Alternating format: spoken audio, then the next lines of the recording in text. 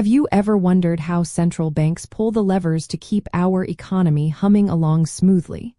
It often feels like magic, but there is a clear mechanism behind it all. Open market operations, often called OMO, directly adjust the amount of money banks hold in their reserve accounts at the central bank.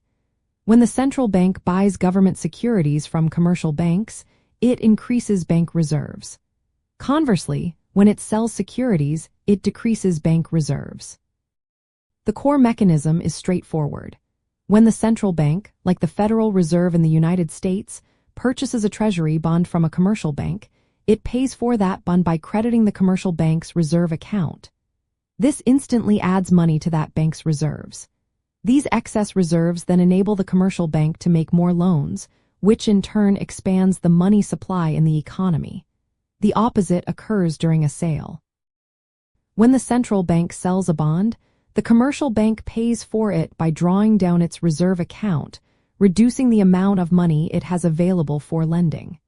This action effectively drains reserves from the banking system. So how does the central bank put this into practice? It conducts these operations constantly, sometimes daily, to fine-tune the federal funds rate, which is the interest rate at which commercial banks lend reserves to each other overnight.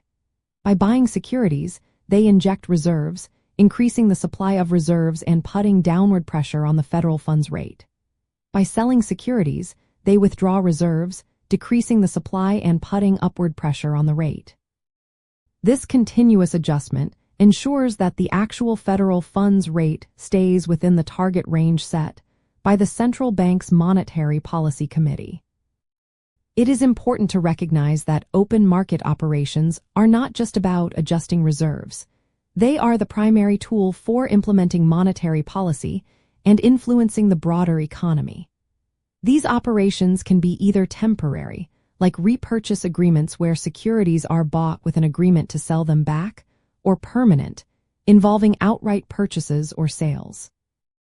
The subtle distinction between temporary and permanent operations gives the central bank incredible flexibility to manage liquidity in the financial system without creating excessive market volatility.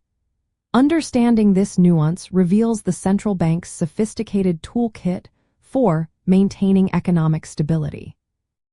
Ultimately, open market operations serve as the central bank's direct line to influence the availability of money and credit in the economy.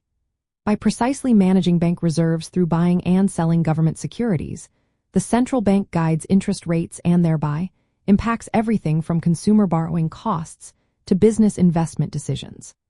This masterful control over reserves is fundamental to achieving its dual mandate of maximum employment and stable prices.